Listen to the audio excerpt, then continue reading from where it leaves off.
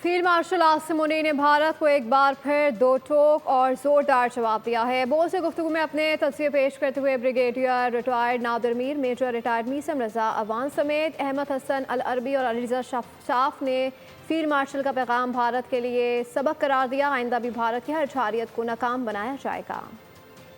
हम तो अमन चाहते हैं पाकिस्तान में, आपने देखा पाकिस्तान की पॉलिसीज फॉर पीस, लेकिन भारत तो नहीं चाहता अमन, तो सबको नजर आ रहा है। तो Pakistan has to be prepared to defend itself in all the realms. ये 4 दिन की जंग से पाकिस्तान का जियोपॉलिटिकल स्टेटस इतना ऊंचा बढ़ा है कि दुनिया ने देखा कि पाकिस्तान जो एक छोटा मुल्क था, जो कम वसाइल वाला, उसने अपना भरपूर दिफा किया और भारत को शिकस्त दी और अपना दिफा किया।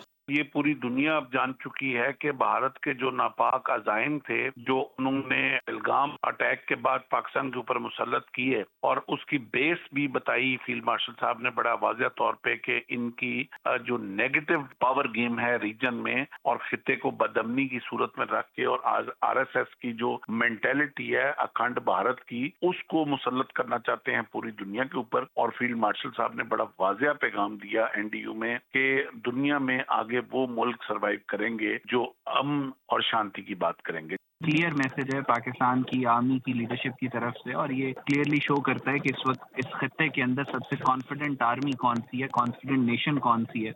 हाफिज साहब का ये जो भी नेशनल डिफेंस यूनिवर्सिटी में किताब था, उस किताब में उन्होंने भारत को बहुत बोल्ड, बड़ा क्लियर मैसेज पहुंचा दिया कि अगर दोबारा आपने कोई ऐसी जहादियत करने की कोशिश की तो आपको जो है इससे भी कई गुना ज्यादा जो है वो हजीमत का सामना करना पड़ेगा।